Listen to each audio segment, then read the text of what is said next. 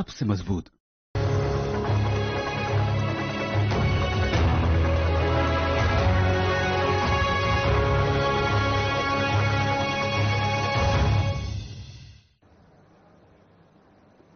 नमस्कार, मैं हूं आपके साथ अंकिता पाल। बुलेटिन की शुरुआत करते हैं हेडलाइंस के साथ। मुख्यमंत्री बघेल का बीजेपी पर निशाना, बीजेपी पर लगाए घोटाले के आरोप, कहा बीजेपी घोटालेबाजों की सरकार। पूर्व मंत्री राजेश मूणत ने की प्रेस कॉन्फ्रेंस, केंद्र सरकार की योजनाओं की दी जानकारी, कहा गरीबों के लिए लाई गई पीएम आवास योजना।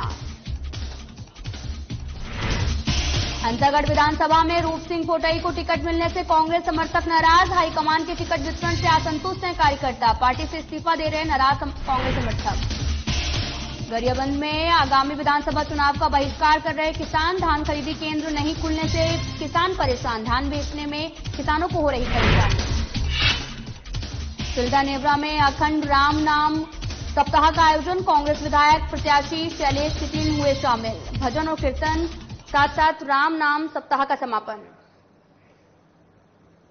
बुलेटिन की शुरुआत करते हैं। सीएम भूपेश बघेल ने एक बार फिर से बीजेपी पर निशाना साधते हुए कहा कि बीजेपी के कार्यकाल में इतने घोटाले हुए हैं और सबसे बड़े घोटालेबाजों के नामांकन कार्यक्रम में बीजेपी के कई केंद्रीय नेता भी शामिल हुए। साथ ही कहा कि बीजेपी कैसे भी करके सत्ता में आना चाहती है और अपनी सरकार बनाना चाहती है। घोषणा पत्र को लेकर के सीएम भूपेश बघेल ने एक बार फिर से अपनी तमाम योजनाओं को बताते हुए कहा कि आने वाले समय में घोषणा पत्र जारी होना है, जिसमें जातीय जनगणना, धान खरीदी और आवासीय योजना के संबंध में जानकारी शामिल होगी और साथ ही ऐसी कई अन्य योजनाएं जो कि वर्तमान में चल रही, जैसे कि धनवंतरी योजना, गोधन योजना और साथ ही अन्य कई योजना सुचारू रूप से जारी रहेंगी, जिसकी सूचना घोषणा पत्र के माध्यम से प्रदेश की जनता को दी जाएंगी।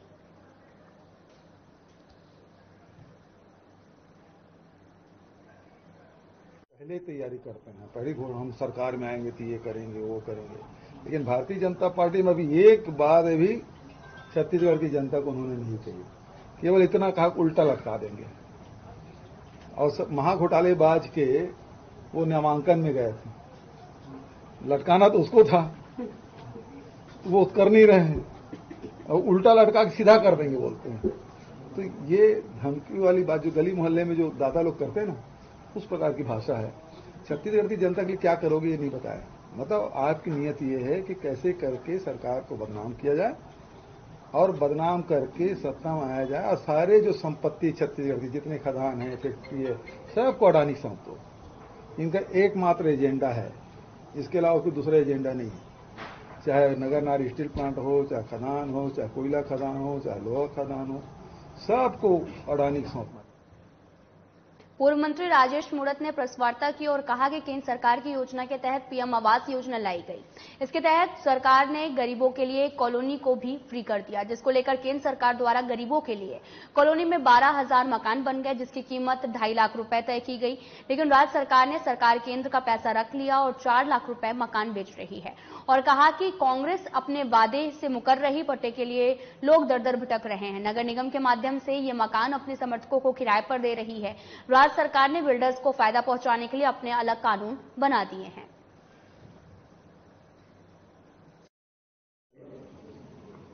प्रधानमंत्री आवास योजना को लेकर के भारतीय जनता पार्टी लगातार इस विषय को उठाती रही। उसने विषय को नहीं उठाया, जन जन तक पहुंचाया भी है, शासन का ध्यान आकर्षित भी किया है। वो शासन उसके बाद में जब बात पता लगी उनको, कहीं न कहीं जाकर के जनता में इस चीज को लेकर के आक्रोश है, तो फिर प्रधानमंत्री आवास योजना के साथ में छत्तीसगढ़ की सरकार ने स्वयं अपनी योजना प्रारंभ करने की योजना की घोषणा की। सर्वे करेंगे, हम ये करेंगे, वो करेंगे। वह एक चुनावी स्टैंड तक सीमित था। अगर सरकार की नीयत सही है और सरकार की सोच सही है कि गरीब परिवार को उसका हक मिले, उसको छत मिले, तो आपके सामने मैं 2 विषय महत्वपूर्ण रख रहा हूं। एक पहला विषय मध्य प्रदेश के जमाने से चलता हुआ आ रहा है कानून। वह कानून में इस चीज का प्रावधान है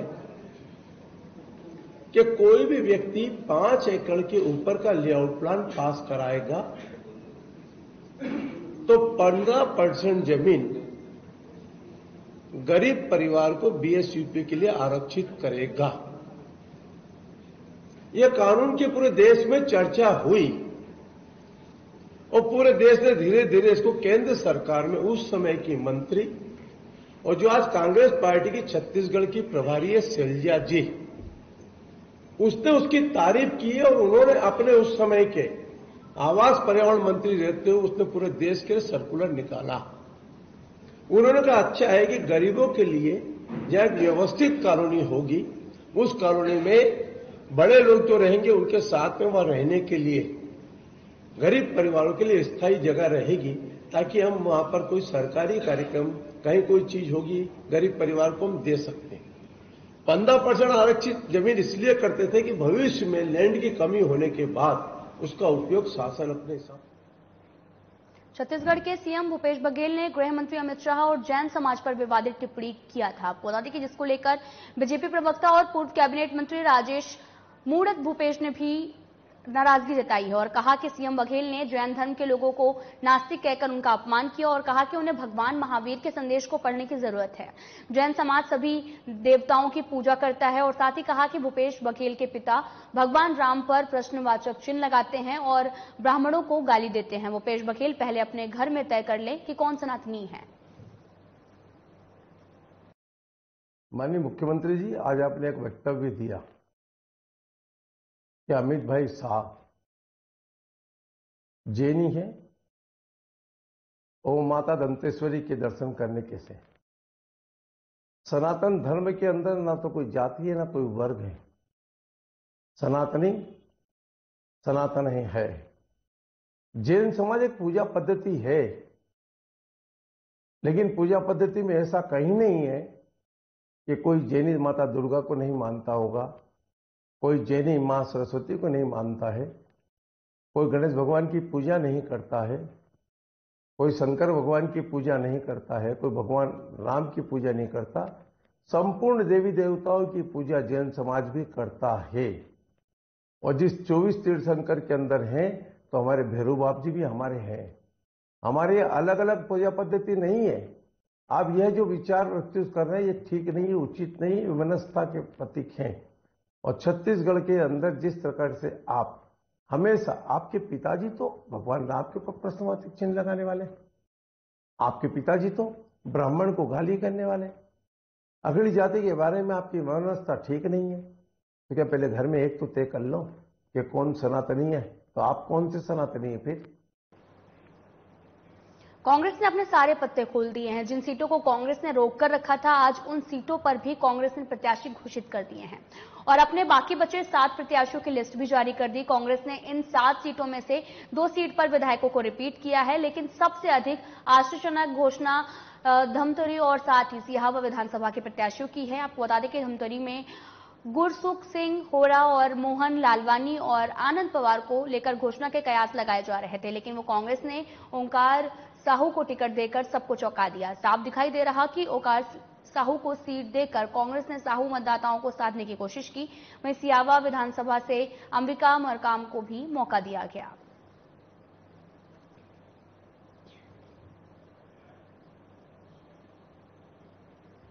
छत्तीसगढ़ में कांग्रेस पार्टी ने शेष बचे प्रत्याशियों की आज सूची जारी कर दी है। इसमें सरायपाली विधानसभा से चातुरी नंद का नाम फाइनल होने के बाद में उनके समर्थकों में काफी उत्साह देखने को मिला। आपको बता दें कि जयस्तंभ चौक में पटाखे फोड़कर लोगों ने खुशियां जाहिर की। वहीं कांग्रेस की प्रत्याशी घोषित होने के बाद में चातुरी नंद ने आज सरायपाली राजमहल पहुंचकर बसना विधानसभा से प्रत्याशी और विधायक राजा देवेंद्र बहादुर सिंह से मिलकर उनका आशीर्वाद लिया और साथ ही चातुरी नंद ने बातचीत में बताया कि कांग्रेस पार्टी में जो उन पर विश्वास जताएगा उसके लिए उन्होंने तमाम शीर्ष नेताओं को धन्यवाद दिया और कहा कि आगामी विधानसभा में उनके सामने एक महिला प्रत्याशी और खड़ी है और उन्हें विश्वास है कि उनके साथ में क्षेत्र की जनता का, माता बहनों का आशीर्वाद भी है और उस आशीर्वाद के परिणाम स्वरूप वो आगामी विधानसभा में जीत हासिल करेंगी।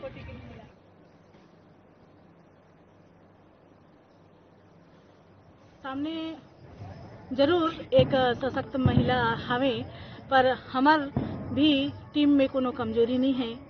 हमन सब साथ मिल के आज तक के जो लड़ाई लड़त आए हैं अक्सर सफल होए हैं और अभी तो मोर बड़े भाई मन के मोर ऊपर आशीर्वाद है तो मैं जरूर जो है मैं खरा उतरहा और कांग्रेस पार्टी ला मैं कोटि कोटि धन्यवाद देवा था। समर्थकों में भारी उत्साह है और सारे कांग्रेस के कार्यकर्ता एकजुट हैं और सब मिलकर कांग्रेस पार्टी को जिताने का काम करेंगे। चाहते नंद को सरायपाली विधानसभा के अगली विधायिका बनाने का काम करेंगे। कांग्रेस के कार्यकर्ता जोश से परिपूर्ण है और भूपेश बघेल की सरकार ने जो काम किया है वो। खबर तिल्दा नेवरा से है, जहां पर बलौदाबाजार विधानसभा के विधायक प्रत्याशी के नाम की घोषणा की गई, जिसको लेकर कांग्रेस के क्षेत्रीय नेताओं ने शैलेश नितिन त्रिवेदी का आतिशबाजी और गानेबाजी के साथ में जोरदार स्वागत किया। कांग्रेस भवन तिल्दा नेवरा में कार्यक्रम का आयोजन किया गया, जहां पर सभी अतिथियों ने अपने अपने विचार भी व्यक्त किए और साथ ही कांग्रेस की सरकार बनाने का संकल्प लिया, जिसमें भूपेश सरकार की उपलब्धियों के बारे में सभी कांग्रेस जन को बताया गया। और इस कार्यक्रम में मुख्य रूप से आसपास के गांवों के पंच, सरपंच, जनपद सदस्य और कांग्रेस के पदाधिकारी और महिला कांग्रेस के कार्यकर्ता भारी संख्या में शामिल हुए। बलौदाबाजार विधानसभा की चुनाव की बैठक तिल्दा नेवरा के कांग्रेस भवन में बहुत ही बड़ी बैठक हुई, जिसमें सभी कार्यकर्ता जोन, सेक्टर, मंडल प्रभारी और जनपद सदस्य और ग्रामीण स्तर के सरपंच लोग, सभी शहर के सभी पार्षदगण सम्मिलित हुए और सभी लोगों ने अपनी एक ही नारे के साथ अगली बार 75 पार का नारा लगाया। अगली बार भूपेश बघेल और 75 पार का नारा लगाते हुए यह शपथ ली कि आने वाले विधानसभा चुनाव में हम बलौदाबाजार को ऐतिहासिक जीत दिलाने का संकल्प लेकर यहां से बलौदाबाजार की बैठक आज तिल्दा में समाप्त हुई और आने वाले समय में निश्चित रूप से इस बार बलौदाबाजार की जीत ऐतिहासिक होगी। तिल्दा शहर और तिल्दा ग्रामीण ब्लॉक कांग्रेस के पदाधिकारियों की, सेक्टर, जोन और बूथ कमेटियों के प्रमुखों की और पदाधिकारियों की बड़ी महत्वपूर्ण बैठक तिल्दा नेवरा के कांग्रेस भवन में संपन्न हुई।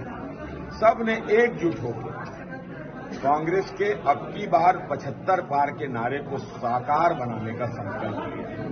भूपेश बघेल सरकार के जो काम हैं, कर्ज माफी, धान का सही दाम, पुरखों के सपनों को साकार बनाने का काम, डॉक्टर खूबचंद बघेल, मिनी माता, बैरिस्टर छेदीलाल, ठाकुर प्यारे लाल सिंह, चंदूलाल चंद्राकर जैसे नेताओं के जो सपने थे छत्तीसगढ़ राज्य के लिए, उनको हमारी सरकार साकार बना रही है।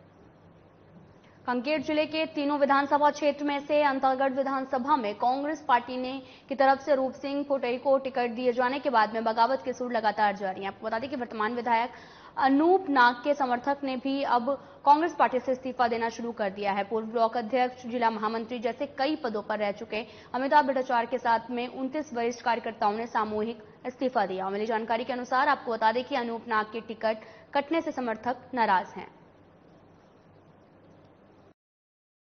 हाईकमान के निर्णय से नाराज है, जिसके चलते आज हम सभी सक्रिय कार्यकर्तागण सामूहिक त्याग पत्र दे रहे हैं कांग्रेस पार्टी से। आप लोगों के इस्तीफा से कांग्रेस को कितना नुकसान हो सकता है? भारी नुकसान होगा। कांग्रेस पार्टी के जो उच्च पदाधिकारी है, क्षेत्र के जो सक्रिय कार्यकर्ता, जो पदाधिकारी, उनको विश्वास में ना लेकर टिकट दिया गया है, जिससे इस क्षेत्र के पूरे कार्यकर्ता दुखी है एवं नाराज है, जिसके चलते आज ये सामूहिक इस्तीफा दे रहे हैं। गरियाबंद जिले के छुरा विकासखंड अंतर्गत ग्राम पंचायत कुड़ेरा, दादर और साथ ही आसपास के कई गांवों के लोग धान खरीदी केंद्र नहीं खुल पाने के मुद्दे को लेकर विधानसभा चुनाव का बहिष्कार कर रहे हैं। किसानों की माने तो उन्हें धान बेचने के लिए काफी समस्याओं का सामना करना पड़ता है और आला अधिकारी और नेताओं तक चक्कर लगाने के बाद अब तक उनकी मांग पूरी नहीं होने के चलते आने वाले विधानसभा चुनाव का बहिष्कार कर रहे हैं।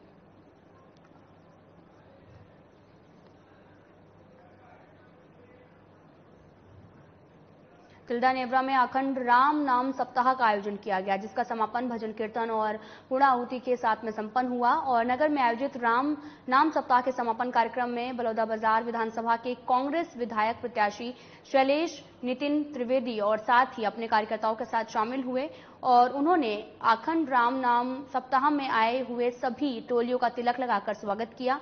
और इस अवसर पर भारी संख्या में ग्रामीण कीर्तन मंडली के कलाकार और आयोजक समिति के सदस्य और कांग्रेस के कार्यकर्ता और नेतागण भी उपस्थित रहे।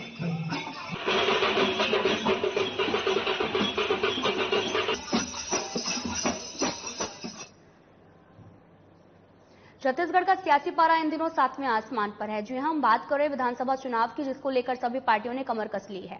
आगामी दिनों में होने वाले विधानसभा चुनावों में सभी पार्टियां अपनी अपनी जीत का दावा कर रही, जिसको लेकर हमारे संवाददाता विजय साहू ने नारायणपुर विधानसभा सीट से विधायक और कांग्रेस प्रत्याशी चंदन कश्यप से जो है चुनावी तैयारियों को लेकर खास बातचीत की। इस दौरान उन्होंने क्या कुछ कहा, सुनाते हैं आपको। पार्टी के लोग झूठ बोलते हैं और झूठ बोलते ही रहेंगे, तो पूर्व में भी झूठ बोला था उन्होंने।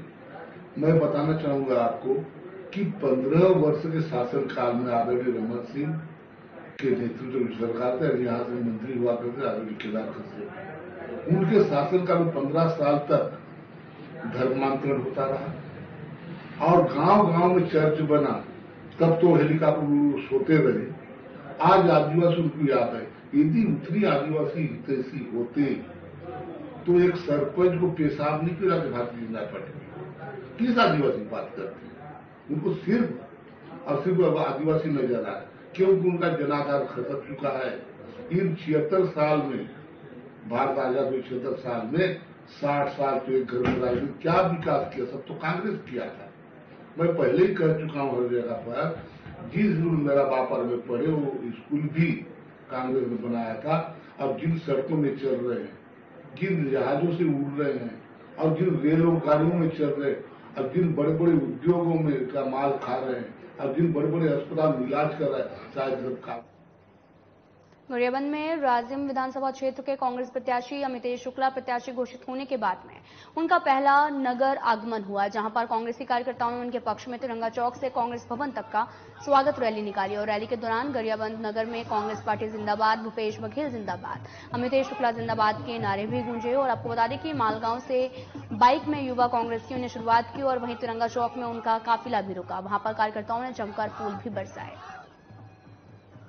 ऐसा है कि लोगों का प्रेम स्नेह परिवार जैसे सदैव रहा हूं और उसी का प्रेम स्नेह जो ये उत्साह दिख रहा है। और साथ ही कांग्रेस पार्टी ने जो 5 साल में काम करा है किसानों के लिए, गरीबों के लिए, मजदूरों के लिए, वो सब भी है, उसका भी कारण है। और मैं एक परिवार के सदस्य जैसे रहता हूं, उसका भी प्रेम है। ये सब मिल के जो है इतना ज्यादा उत्साह और जोश जो दिख रहा है, कुछ नहीं होता उससे, क्योंकि जब जो रेस का घोड़ा रहता है वो पहले पीछे रहता है और जब दौड़ता है तो नंबर 1 पे जो है वो आने वाला वो पीछे।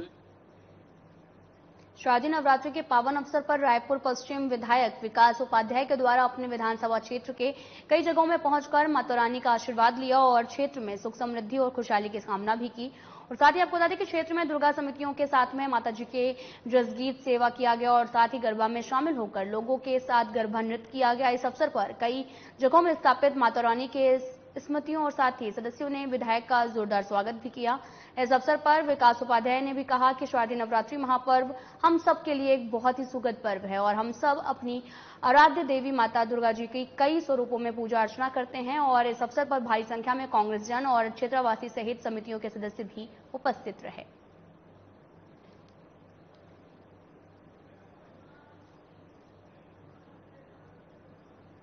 ऐतिहासिक बस्तर दशहरा में शामिल होने के लिए दंतेवाड़ा में मां दंतेश्वरी की डोली जगदलपुर पहुंच गई। आपको बता दें कि परंपरा अनुसार महाअष्टमी के दिन हर साल डोली और छत्र को जगदलपुर रवाना किया जाता है और साथ ही नवमी के दिन में डोली जगदलपुर पहुंचती है। पारंपरिक तरीके से माई जी का डोली और छत्र दंतेश्वरी मंदिर से जयस्तंभ चौक तक लाया गया और इसके बाद में डंकनी नदी के पुल के करीब माई जी की डोली को विधि विधान के साथ में पूजा अर्चना की गई। यहां पर जवानों ने डोली और छत्र को सलामी दी। माई जी की डोली को मंदिर में पूजा अर्चना के बाद में डंकनी नदी के किनारे जज बंगले के सामने निर्धारित स्थल पर लाया गया। यहां पर टेम्पल कमेटी के अध्यक्ष ने पूजा अर्चना भी की। पूर्व से जो है यथावत जो है पंचमी के दिन माई जी की जो है डोली और छत्र माई जी के द्वार तक जो है निकासी उसकी हो जाती है और पूजा अर्चना के साथ वहां स्थापित करते हैं। और अष्टमी के दिन जो है विश्व प्रसिद्ध बस्तर दशहरा के लिए मां दंतेश्वरी की ज्योली और छत्र ये जो है जगदलपुर के लिए जिया डेरा में प्रस्थान हो जाती है। और आज जो है इतने श्रद्धालुगणों का जो भीड़ जो उमड़ पड़ी है माता के एक झलक एक दर्शन के लिए, ये आज का जो यह माहौल जो है देखने योग्य है। और माता रानी जो है सभी की मनोकामना पूरी करे और सभी को जो है। जगदलपुर में 21 अक्टूबर को बस्तर दशहरा में बेल पूजा विधि विधान के साथ में संपन्न हुआ और इस पूजा में राज परिवार के सदस्य सरगीपाल में स्थित बेल पेड़ से फल तोड़कर दंतेश्वरी मंदिर लाते हैं। आपको बता दें कि ये नवरात्र की सप्तमी को होता है। इसके पीछे की वंदिती से भी प्रचलित है, क्योंकि महाराज बस्तर का एक बार इस क्षेत्र में शिकार के दौरान अपना छत्र भूल गए, जिसे लेने वो वापस वहां पर आए तो आकाशवाणी हुई कि बेल देवी ने उन्हें पुनः बुलाया है। तभी से दशहरे में सरगीपाल की बेल देवी को भी आमंत्रित किया जाता है। चली आ रही है इस वर्ष 600वें वर्ष का जो ये बस्तर दशहरे के कार्यक्रम जिसमें कि बेल यात्रा है। कल के रात में हमारे यहाँ पुजारी आकर के इसको आइडेंटिफाई करते हैं। 2 जोड़ा बेल जिसमें कि माँ का आह्वान किया जाता है और कहा जाता है पुराने जमाने से यहाँ बहुत अदृश्य शक्तियाँ नजर आई थी। उस दिन से यहाँ पे राजा स्वयं आते हैं और आज जानते हैं जैसे कि आप सप्तमी का दिन माँ का दिन, इसलिए माँ की शक्ति का आराधना करके इनको पूजा पाठ करके इस माँ को यहाँ से ले जाकर के वहीं दंतेश्वरी के मंदिर में स्थापित करके पूजा अर्चना करके और साथ साथ आज इनकी शादी भी होती है जिसमें कि आप देख रहे हैं हल्दी खेलते हैं यहाँ पे लोग, गांव के लोग पूरा सेलिब्रेशन करते हैं।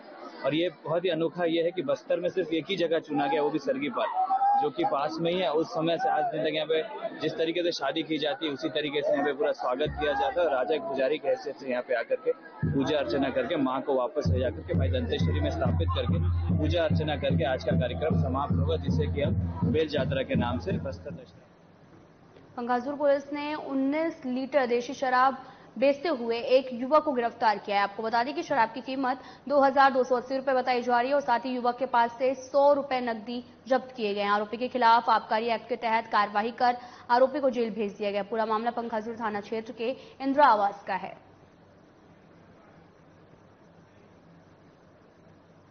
सारंगढ़ बिलाईगढ़ को जिला बने अब पूरा 1 साल से भी अधिक का समय बीत चुका है, लेकिन अगर हम ट्रैफिक की व्यवस्था की बात करें तो जिला में आज तक ट्रैफिक व्यवस्था ठीक नहीं हो पाई है। खराब ट्रैफिक व्यवस्था के कारण सड़क हादसों में काफी बढ़ोतरी देखने को मिलती है और आज एक और अनियंत्रित ट्रक डिवाइडर में जाकर घुस गया। हालांकि इस हादसे में कोई हताहत नहीं हुई, लेकिन खराब ट्रैफिक व्यवस्था के कारण ओवरलोड वाहन तेज गति से शहर में पार करते हैं। बावजूद इसके ओवरलोड वाहनों और तेज गति से चलने वाले वाहनों पर कोई भी कार्रवाई नहीं होती है। यहाँ पर ट्रैफिक व्यवस्था पूरी तरह से ध्वस्त हो चुकी है और आप देख रहे हैं जिस प्रकार से दुर्घटना हुई है यह किसी व्यक्ति के ऊपर भी हो सकती थी। वह तो भाग्य है कि किसी व्यक्ति के ऊपर नहीं हुई, किंतु अभी दुर्घटना हुए भी लगभग 12 घंटे से ऊपर हो चुके हैं। अभी तक इस गाड़ी को नहीं हटाया गया है, ये भी आप देख सकते हैं। और यहाँ पर इतनी तीव्र गति से भारी वाहन गुजरते हैं जिस पर कोई लगाम नहीं है। जबकि आपको बता दूं कि सारंगढ़ में 3 पहर नो एंट्री लगा हुआ है। भारी वाहनों पर प्रवेश निषेध है, क्योंकि स्कूलों का समय रहता है, ऑफिस का समय रहता है, किंतु उसका पालन नहीं हो रहा है। कलेक्टर के आदेश की यहाँ पर धज्जियां उड़ाई जा रही है। आप प्रतिदिन सुबह देख लीजिए, दर्जनों की संख्या में भारी वाहन गुजरते हैं। उसमें भी जो डस्ट लेकर के गुजर रहे हैं, किसी भी भारी वाहन में तिरपाल नहीं लगा है, जिसकी वजह से धूल विसरित हो गया है पूरा मार्ग और लोगों को अच्छी खासी धूल का सामना करना पड़ता है। स्वास्थ्य पर भी प्रभाव पड़ रहा है और प्रतिदिन दुर्घटनाएं हो रही हैं। यहाँ टाइमिंग कुछ दिया गया है नो एंट्री का? हाँ, सवेरे के टाइमिंग है 6 बजे से लेकर के 8 बजे तक, दोपहर को 1 से 3 और शाम को 5 से लेकर के 8 बजे तक, किंतु 1% भी इस नियम का पालन। ऑनलाइन क्रिकेट सट्टा संचालन करने वालों पर बिलाईगढ़ पुलिस ने बड़ी कार्रवाई की और सट्टा संचालन करने वाले आरोपी को गिरफ्तार भी कर लिया है। आपको बता दें कि थाना प्रभारी शिव कुमार धारी से मिली जानकारी के मुताबिक आरोपी अंकित अग्रवाल किराना दुकान की आड़ में ऑनलाइन क्रिकेट सट्टा संचालन कर रहा था, जिसकी सूचना पर रेड मारकर कार्रवाई की गई और मौके पर आरोपी के पास से 3 मोबाइल फोन और साथ ही बैंक खाता भी जब्त किया गया। आरोपी अपने नाम पर आईडी बनाकर सट्टा खेलता था। थाना प्रभारी ने आगे बताया कि जब से वर्ल्ड कप शुरू हुआ तब से आरोपी अंकित अग्रवाल 3 अलग-अलग सट्टा ऐप के माध्यम से अवैध कारोबार संचालन करता था। बहरहाल आरोपी को गिरफ्तार कर धारा 7 जुआ एक्ट के तहत में मामला दर्ज कर लिया गया है।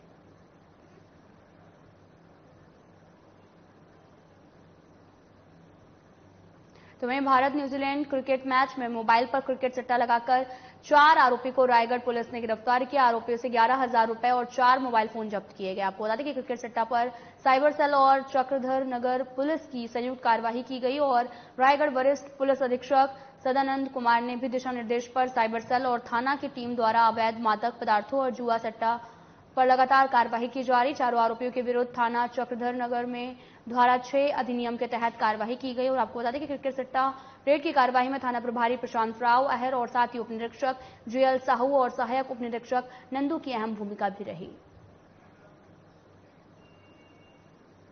फिलहाल इस बुलेटिन में इतना ही। नमस्कार।